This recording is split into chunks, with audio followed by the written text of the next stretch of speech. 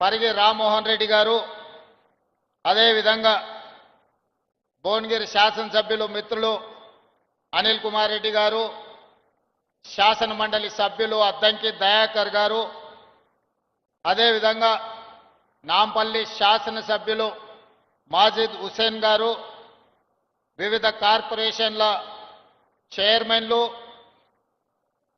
Planning commission vice chairman పెద్దలు చిన్నారెడ్డి గారు, అదేవిధంగా హైదరాబాద్ మెట్రో వాటర్ వర్క్స్ అధికారులు, వివిధ ప్రభుత్వ శాఖల అధికారులు, రాజేంద్రనగర్ నియోజకవర్గ మిత్రులందరికీ మనస్ఫూర్తిగా అభినందనలు తెలియజేస్తున్నా. ఇంత మంచి కార్యక్రమం ఏర్పాటు చేసి ఈరోజు హైదరాబాదు నగరం అంటే ప్రపంచ దేశాలలోనే ఒక గొప్ప పేరు పొందిన నగరం. ఆనాడు 450 సంవత్సరాల క్రితం ఈ నగరం దినదిన అభివృద్ధి చెందాలి, ప్రపంచంలో ఉండే ప్రతి వాళ్లకు ఇక్కడ అవకాశాలు, ఉద్యోగ ఉపాధి కల్పించాలి అని చెప్పి ఆనాడు నిజాం పాలకులు, కులీ కుతుబ్ షాహీ పాలకులు ఈ నగరాన్ని ప్రారంభించారు.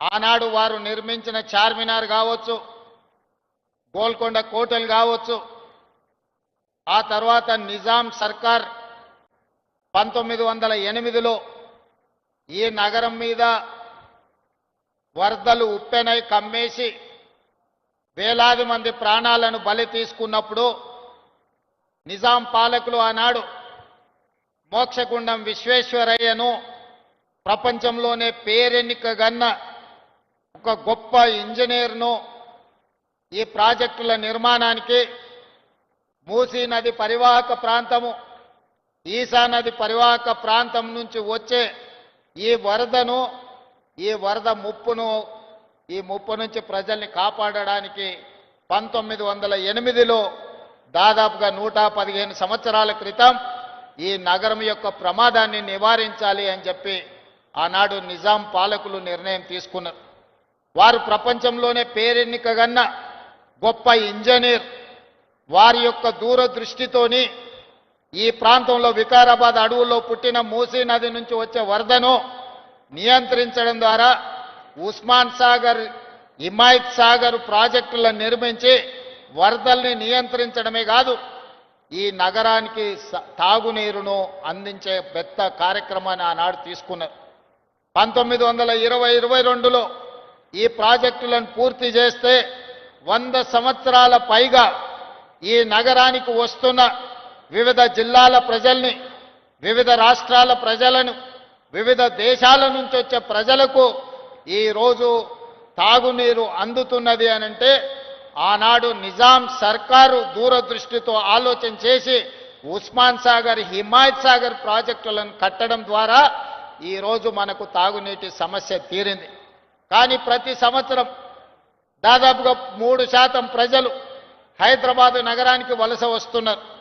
ఈ ప్రాంతంలో ఉద్యోగాల కోసం, ఉపాధి కోసం, ఈ నగర అభివృద్ధిలో భాగస్వాములై ఈనాడు 1.5 కోటి జనాభాకు దాదాపుగా మనం పెరుగుతున్నాం. 1 కోటి పైన జనాభా ఉన్న ఈ ప్రాంతానికి ఆనాడు కాంగ్రెస్ పార్టీ అధికారంలో ఉన్నప్పుడు మొట్టమొదట మంజిరా నది నుంచి 1965లో ఈ నగరానికి ఉస్మాన్ సాగర్, హిమాయత్ సాగరే కాదు ఇంకా నీళ్లు కావాలి అని మంజిరా నది మీద నుంచి మన నగరానికి తాగునీళ్లను తీసుకొచ్చారు.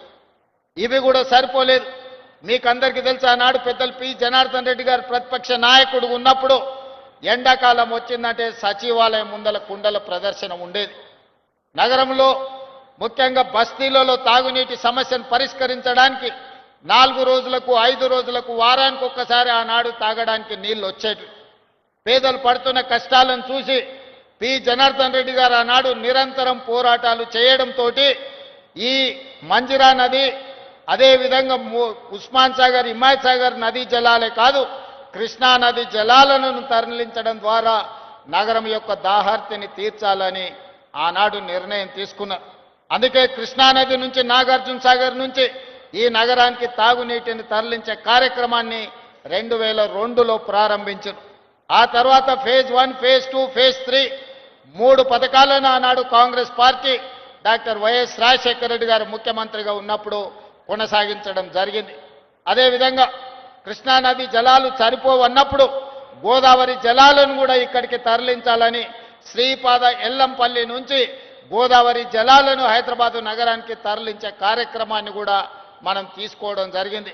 ముఖ్యంగా రాజశేఖర రెడ్డి గారు ముఖ్యమంత్రిగా ఉన్నప్పుడు, శ్రీధర్ బాబు గారు మంత్రిగా ఉన్నప్పుడు శ్రీపాద ఎల్లంపల్లి నుంచి గోదావరి జలాలను తరలించే కార్యక్రమాన్ని ప్రారంభించుకుంటే అవి 2016 సంవత్సరంలో నగరానికి వచ్చినాయి. ఆనాడు ఉన్న తెలంగాణ రాష్ట్రంలో మున్సిపల్గా మంత్రిగా ఉన్నాయన ఒక ఆయన కాంగ్రెస్ పార్టీ చేసిన పనులకు షామీర్పేట దగ్గర పోయి గోదావరి జలాలు నెత్తి మీద జల్లుకొని ఫోటోలు దిగి ప్రజల్ని మభ్యపెట్టే ప్రయత్నం చేసిండు. నువ్వు నెత్తి మీద గోదావరి జలాలు చల్లుకున్నంత మాత్రాన నువ్వు చేసిన పాపాలు ఎక్కడికి పోవు అని చెప్పి ఆనాటి మంత్రికి నేను చెప్పదలుచుకున్నా.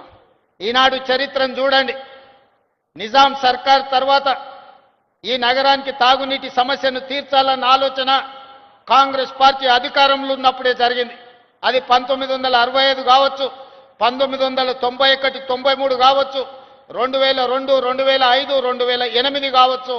వివిధ సందర్భాలలో అటు మంజరా నది జలాలు, మూసీ నది జలాలు, ఈసీ నది జలాలు, గోదావరి జలాలు, కృష్ణా జలాలు, ఇలా హైదరాబాదు నగరానికి తాగునీటి జలాలను తరలించింది కాంగ్రెస్ పార్టీ అధికారంలో ఉన్నప్పుడే. ఒక్కసారి మాత్రం తెలుగుదేశం పార్టీ అధికారంలో ఉన్నప్పుడు 2002లో పనులు ప్రారంభించారు. మళ్ళీ తెలంగాణ రాష్ట్రం వచ్చిన 10 సంవత్సరాలలో ఇటు గోదావరి నుంచి కానీ అటు కృష్ణానది నుంచి కానీ ఒక్క చుక్క నీళ్లు తరలించాలన్న ఆలోచన 10 సంవత్సరాల ఆనాటి పాలకులు చెయ్యలేదు. మళ్ళీ ఈనాడు తిరిగి కాంగ్రెస్లకు అధికారంలోకి వచ్చిన తర్వాతనే మళ్ళీ గోదావరి జలాలను తరలించాలి. ఈసారి కేవలం హైదరాబాదు నగర తాగునీటి సమస్యను తీర్చడమే కాదు, నల్గొండ జిల్లా